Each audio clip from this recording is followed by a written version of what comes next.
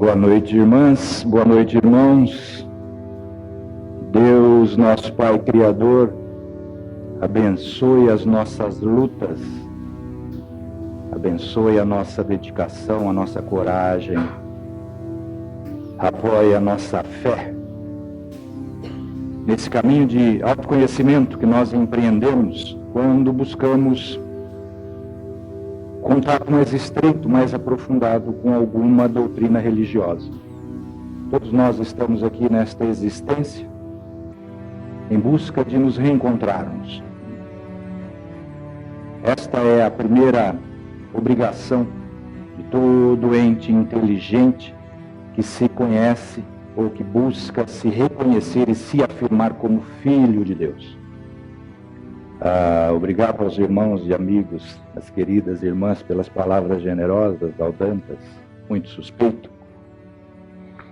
E verdade é assim. Baixa um pouquinho, por favor, Brock. Que a minha ânsia nesta existência é pelo conhecimento. Durante algum tempo, foi uma busca dedicada pelo conhecimento do mundo, das coisas do mundo, das ciências do mundo, mas especialmente pelas artes do mundo. Eu dediquei muitas horas desta minha existência ao conhecimento da arte. Mas o conhecimento que o Cristo nos recomenda é o conhecimento da verdade. Que a verdade nos libertará. E a libertação é o principal objetivo da humanidade. Condensados esses esforços da humanidade, seja nos trabalhos e nas práticas religiosas, seja no trabalho investigativo e intelectual das filosofias. Mas a verdade, se fosse tão facilmente reconhecível, Pilatos teria sido o primeiro aluno a ouvir da voz mais autorizada que já pisou nesse planeta a explicar o que era a verdade. E essa postura do pedagogo, do professor Jesus ao aluno Pilatos, não foi à toa. O silêncio. Quando Pilatos perguntou, veritas? Quid sit veritas? Verdade? O que é a verdade? E a gente que somos introduzidos nos ensinos cristãos sabe que Jesus se calou. Mas ele disse aos seus apóstolos, que Jesus ensinava muitas coisas, no recolhimento, na intimidade do convívio com os seus discípulos mais próximos, ele falou, eu sou o caminho para a verdade e para a vida. E ninguém vai até o Pai se não for por mim. Nós confundimos durante muitos séculos, milênios, esta fala de Jesus como sendo ele, pela sua postura diante das nossas necessidades, por ter tomado os nossos dramas para esclarecimento, não só verbal, mas na ação que ele exercitou entre nós, como sendo ele o nosso Salvador, pelo sacrifício que ele fez. E nós sabemos, quando estudamos um pouco o Espiritismo, a reencarnação, que um espírito puro, como Jesus, não precisava mais reencarnar. E ele reencarnou. E passou tudo o que passou, que a gente sabe. Então, esta fala dele, eu sou o caminho para a verdade e para a vida, é no sentido do exemplo que ele nos deu. Nos mostrar como nascer, como viver e como voltar para o mundo espiritual. A simplicidade por excelência. E a grande dificuldade de estar hoje aqui nessa posição que eu estou, que o nosso irmão Breno passou também o ano passado, lembra? É porque o Dantas disse a responsabilidade da palavra. Nenhuma palavra fica impune no mundo. Nenhuma. E uma palavra ousada no interior de uma doutrina verdadeira, consoladora por excelência, que é a doutrina espírita, a responsabilidade é ainda muito maior. A palavra é um veículo de sentimento. É a primeira exteriorização do sentimento na comunicação. Agora, ela pode tanto edificar quanto pode destruir. Nós sabemos bem disso. Então, eu estava falando para o nosso irmão Flávio ali fora do pavor que eu estava desse momento. Principalmente porque não se trata este despretensioso livro que foi guardado na gaveta por 12 anos. Esse livro está pronto há 12 anos. Só agora, o ano passado, em 2013, que eu tive a autorização do meu amigo espiritual para divulgar essas histórias. Porque se trata da vida dos outros. Evidentemente que não há nenhum nome, nenhuma identidade, não há nenhuma personalidade retratada, no sentido essencial da palavra. Não há nenhuma personalidade ali retratada. Esse livro mostra a história de falência humana, de como é fácil nós, espíritos já inteligentes, já dotados de muito conhecimento, alguns mais, alguns menos, em determinadas áreas, mas todos na mesma faixa evolutiva moral, dotado de conhecimento filosófico, dotado de conhecimento científico e dotado de conhecimento moral. A gente sabe, porque a doutrina espírita nos esclarece, que nós temos que avançar em 3 frentes de trabalho de conhecimento: filosófico, científico e o conhecimento religioso, que é o conhecimento moral. E os espíritos deixam muito claro que a maior dificuldade nossa é avançarmos exatamente no campo da moralidade. Dá mais trabalho. E a gente sabe, né, porque a doutrina já nos revelou por quê. São os problemas do ego, os problemas que nós trazemos com a evolução. E este livro retrata exatamente momentos de quedas. A origem desse livro é mediúnica. E a realização desse livro só foi possível, a realização do trabalho que é retratado nesse livro, só foi possível, não por mim, pelo médium. O Chico Xavier tem uma frase muito própria e verdadeira para identificar o médium. Médium é igual capim. Morre um, nasce outro.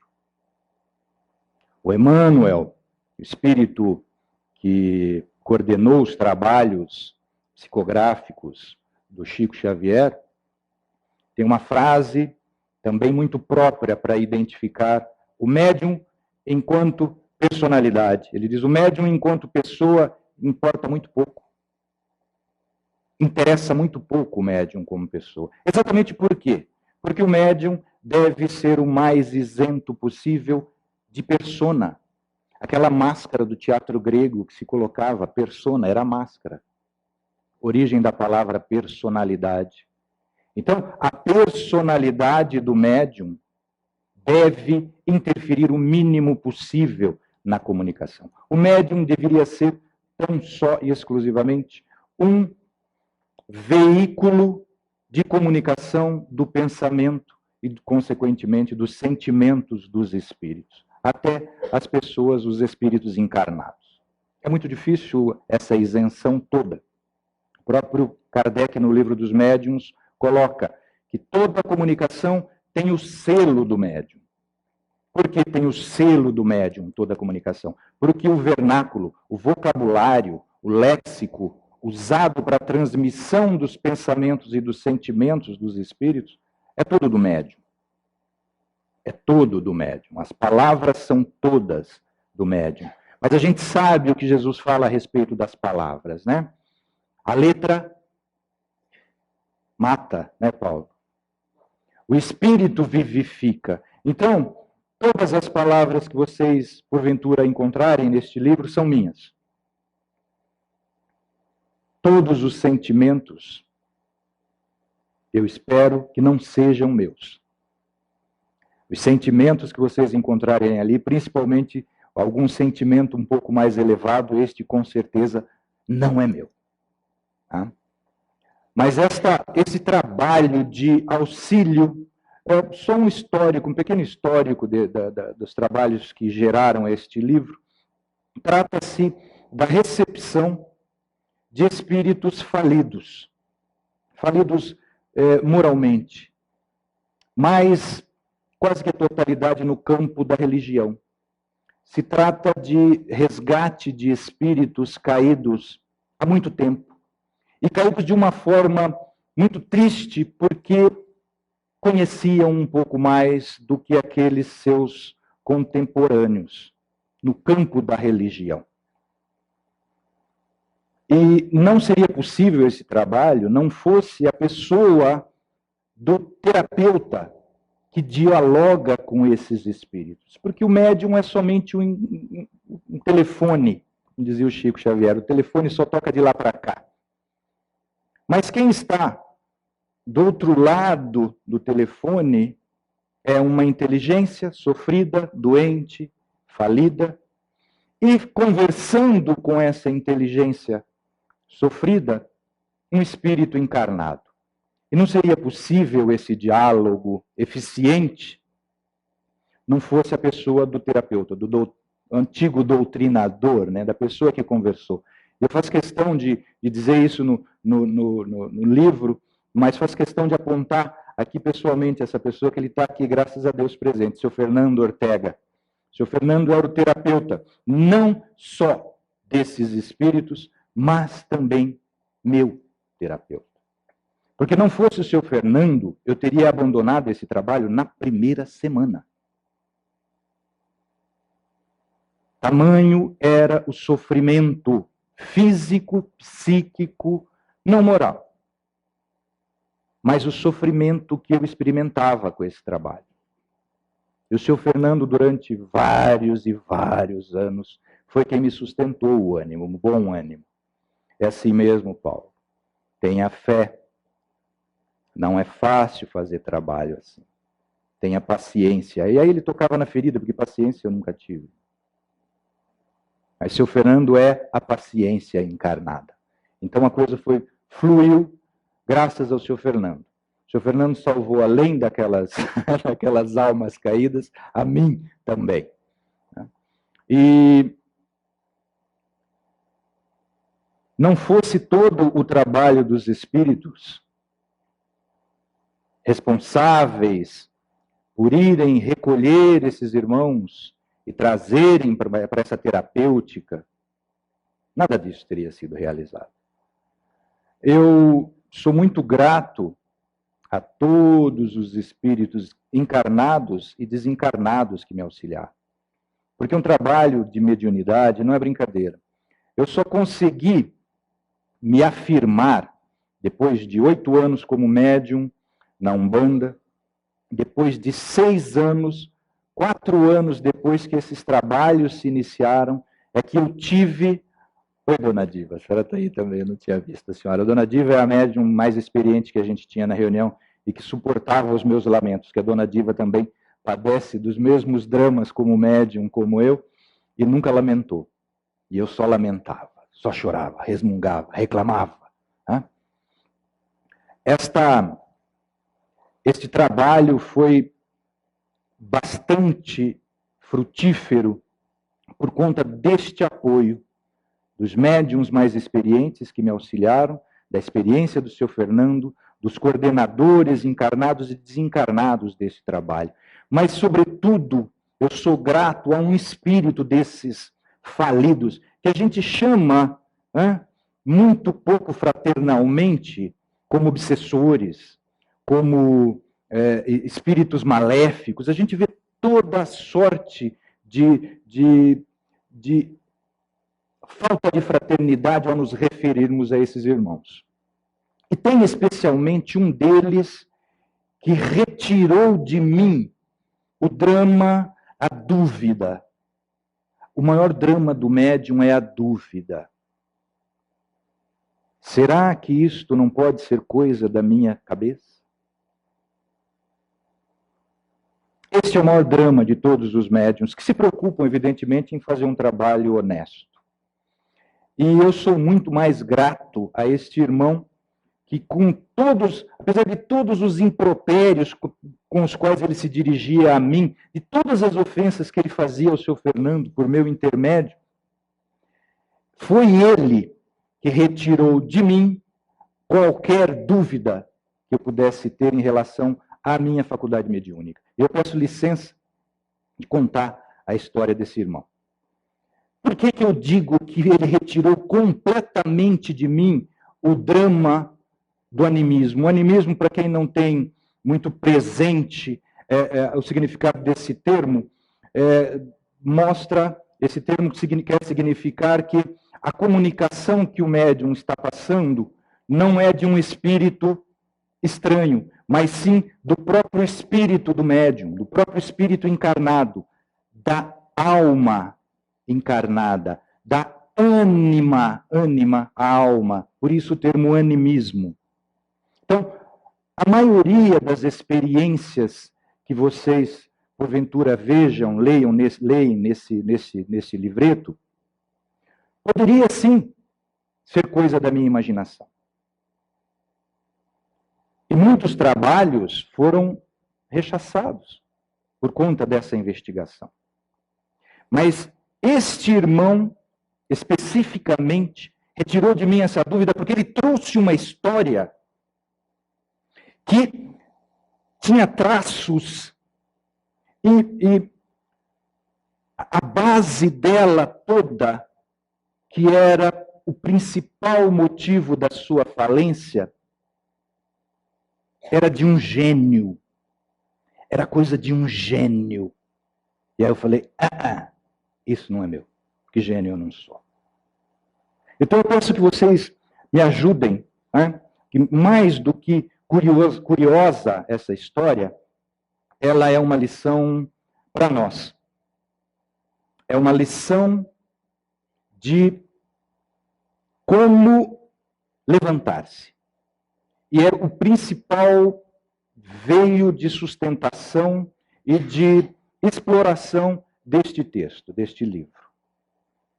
Então eu peço que vocês me ajudem agora, porque eu vou contar a história desse irmão, e que não façam como eu. Eu julgava. Procuremos isentar-nos de julgamento. A primeira visão, como funciona a minha faculdade mediúnica?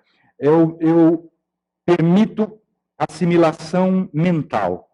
Eu permito uma assimilação sentimental. E, consequentemente, vou me envolvendo cada vez mais com o espírito que está se comunicando e permito uma ligação perispiritual. Portanto, eu percebo, a partir de que a ligação se intensifica, não apenas alguns traços da personalidade deste espírito, mas principalmente o trabalho que é mais importante, a memória que este irmão traz. Então, é para que a memória dele seja acessada que os espíritos utilizam o meu corpo, a minha mente, o meu perispírito, e eu, como espírito, permito esse trabalho. A primeira imagem que eu vi, eu peço que vocês tentem ir reproduzindo na própria memória, na própria tela mental de vocês, era de uma igreja por volta do século XII, século XIII na Europa, muito escura, com fumaça impregnada nas paredes, e uma multidão, uma turba barulhenta, e um cidadão controlando todo esse estado de espírito. Na frente dessa igreja, uma outra multidão, uma praça imensa se estendia, sem nenhum objeto, sem nenhuma escultura, sem nenhum ícone, sem nenhum ídolo, nada. Uma praça branca, de piso claro, onde estavam estendidos lado a lado, em filas, 400 corpos. Esta era a imagem que este irmão carregava. A primeira imagem que ele apresentou depois de 5 semanas que ele estava sendo tratado. Quando ele resolveu ceder para o tratamento, era essa a imagem primeira que ele apresentava. E pouco a pouco, com a atuação bondosa, amorosa dos espíritos que haviam trazido, ele foi mergulhando cada vez mais neste ponto obscuro, então, da sua existência muito antiga, que teria sido o leitmotiv da sua queda. O ponto exato onde ele faliu enquanto espírito. E por isso tinha fugido tanto tempo. Qual era a atuação deste irmão neste fato?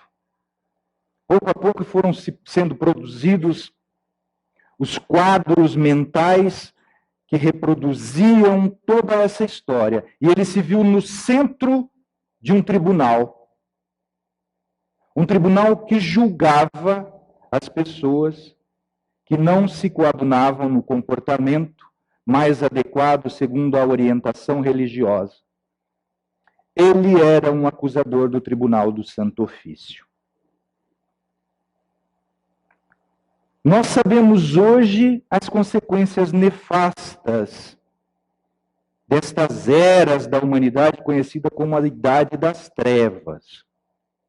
Mas as trevas principais deste momento triste da história humana não foram produzidas pelas fumaças das fogueiras, mas é mais relativa à treva interior, que consequentemente se seguiu por todo irmão que teve atuação ativa ou passiva nesses nefastos acontecimentos. Era ele o principal juiz deste tribunal. Era a principal autoridade religiosa desta região. E era de uma fala fluida, de uma fala melíflua, de uma fala fluente, de uma retórica impecável, com argumentos irrespondíveis.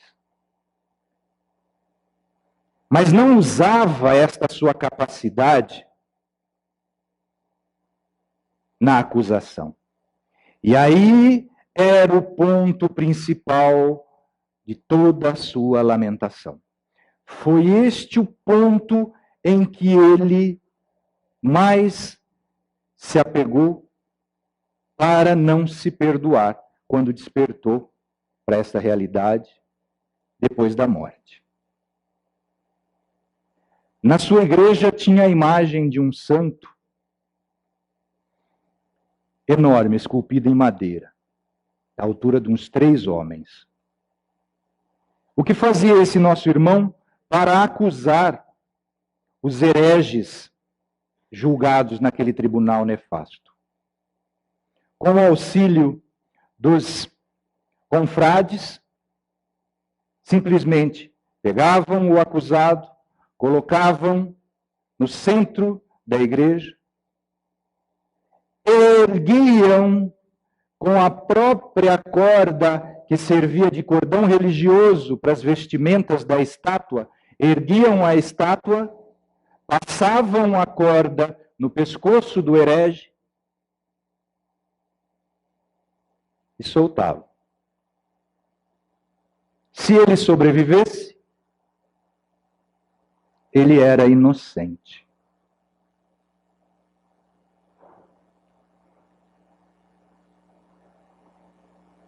Esse irmão não se perdoava porque essa ideia tinha sido dele. Quem julgava não era ele. Quem acusava não era ele. Então ele se isentava de responsabilidades, porque quem julgou culpado foi o santo. E a cada soerguimento de mais um herege, a multidão em volta vibrava. E os corpos foram sendo emparelhados, lado a lado, na Praça da Vergonha. Esse irmão não saía de dentro dessa igreja mental que ele mesmo criou. Ficou paralisado, cristalizado séculos. Paralisado nesta triste ação em que ele, valendo-se dos seus conhecimentos religiosos, valendo-se da sua autoridade na organização católica, valendo-se da sua astúcia e da sua inteligência, da sua genialidade, eximiu-se perante os seus contemporâneos de qualquer responsabilidade por todas aquelas mortes. Mas quando perdeu o corpo físico, foi apresentado diretamente perante o tribunal da própria consciência. E ali, nem ele, o mais astuto, o mais sagaz, o mais inteligente, o mais retórico, o mais capaz advogado, não conseguiu defendê-lo contra a sua própria consciência. E ele foi acometido do maior drama que nós podemos enfrentar, que é o remorso. O remorso por quê? Na sua mente, na sua memória, ecoava a palavra do Cristo. Mais será cobrado a quem mais for dado. E ele sabia muito. E não se perdoava por ter deturpado este cristalino, este libertador conhecimento, pura e simplesmente pelo poder. Ele não queria mais nada a não ser o poder. E conseguiu no mundo. Mas não pôde nada contra si mesmo. A sua consciência da lei gravada indelevelmente no seu ser como espírito. Portanto, ele não se perdoava. E remitente permanecia enclausulado nesta sua memória. Por mais que os irmãos que o socorreram e que tentavam resgatá-lo desse poço profundo, desse abismo em que ele mergulhou deliberadamente, era inócua a atuação. Ele não saía de dentro dessa igreja mental que ele havia construído, que retratava exatamente a igreja onde ele tinha caído. Até que.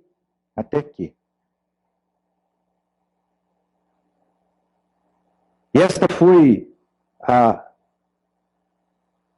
o bálsamo mais efetivo que eu pude experimentar nesta minha curta trajetória de auxiliar nos trabalhos mediúnicos. Porque o recurso utilizado pelos espíritos de amor que o haviam socorrido foi realmente divino. Porque num lapso de esforço, eles conseguiram fazer amorosamente com que ele abrisse os olhos e olhasse em direção à porta da igreja. Todas as vezes que tentavam abrir a porta da igreja, iluminar aquele átrio, aquele saguão escuro, ele se recusava. A eficiência veio de uma forma tal que nenhuma imaginação, por mais fértil que fosse, poderia supor, porque era conforme com a verdade. De repente foi produzido um quadro que o demoveu de toda aquela tristeza. Porque, abrindo-se aquela porta, foram se emparelhando, colocando-se em fila 400 espíritos já recuperados dos seus dramas, dos seus traumas passados, e que tinham sido, de uma certa forma, vítimas daquele irmão. E todos eles acenavam para ele. E o quadro de luz que se estendeu por esta fila foi uma visão absolutamente compensadora. E para ele, resgate total. Porque todos eles falavam se dirigiam a ele: venha, meu irmão, perdoe-se, porque nós já te perdoamos.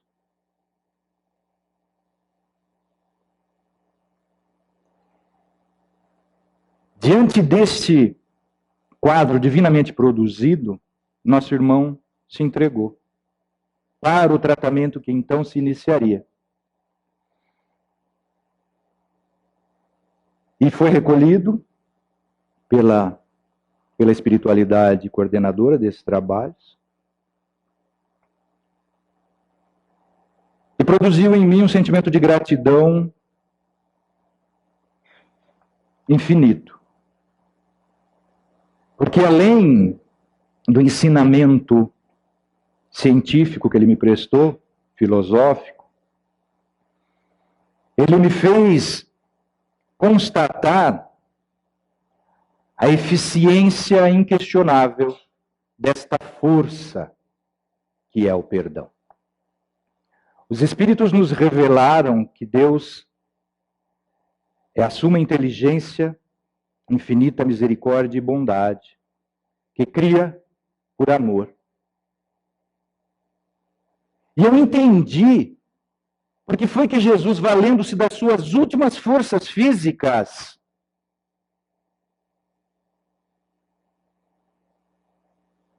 rogou a Deus por nós, pela humanidade toda, o perdão. O perdão é fruto deste amor. E como o amor é a força profícua, criadora por excelência, que só eleva, o perdão é sua arma, o seu instrumento mais direto. Antes de Jesus, já se falava do amor. Mesmo no seio do judaísmo, havia rabinos que na interpretação da Torá, no Talmud, portanto, já falavam do amor. Jesus veio mostrar o amor em prática, em ação. Mas antes de Jesus, nenhuma filosofia, nenhuma doutrina religiosa falava do perdão. Ao contrário, a lei que imperava era a lei do talião, olho por olho, dente por dente, mão por mão.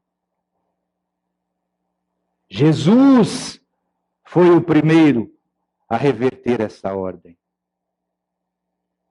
para a nossa salvação. Nós confundimos muito ainda esta força com sentimento, que para nós ainda é muito próximo da sensação. Os sentimentos, nos dizem os espíritos, o sentimento, o amor é o sentimento, é o instinto elevado à mais alta sublimação. Poucos de nós ainda experimentamos o sentimento verdadeiro. Daí a nossa grande dificuldade. E a maior lição que este irmão me mostrou é que, assim como o amor, que é a força resultante do aprendizado e da prática da lei, amar a Deus sobre todas as coisas e ao próximo como a si mesmo, o perdão segue a mesma sequência lógica, o mesmo encadeamento lógico, a mesma reflexão e, consequentemente, um efeito semelhante. Na oração sublime, tudo é rogativa e devoção, ou pedido ou adoração, com exceção do perdão, que é condicional. Perdoai as nossas ofensas, assim como, na medida que, na mesma proporção em que aprendemos a perdoar aqueles que ainda nos ofendem. Portanto, eu sou profundamente grato a esse irmão, porque ele mostrou para mim, na prática, a eficiência deste sentimento. E quão duro para nós, quão prejudicial para nós é a ausência do perdão a si mesmo. Isso não vem sem conhecimento. É por isso que Jesus nos diz que o conhecimento da verdade nos liberta. Liberta, em primeiro lugar, de nós mesmos. Somos nós os nossos próprios senhores. E aí entra a doutrina espírita e lança luzes cristalinas sobre este ensinamento. É o conhecimento de si. Porque nenhum espírito encarnado tem motivos para depreciar-se. É condição inarredável para uma encarnação normal como a nossa, que nós já tenhamos nos arrependido, sinceramente, de nossos equívocos anteriores. É condição fundamental para a reencarnação o arrependimento sincero. Por quê? Porque a reencarnação é a ação na reconstrução daquilo que nós destruímos. Portanto, é fácil para a gente saber. Estamos aqui para reerguermos. Estamos aqui para reconstruirmos aquilo que nós destruímos.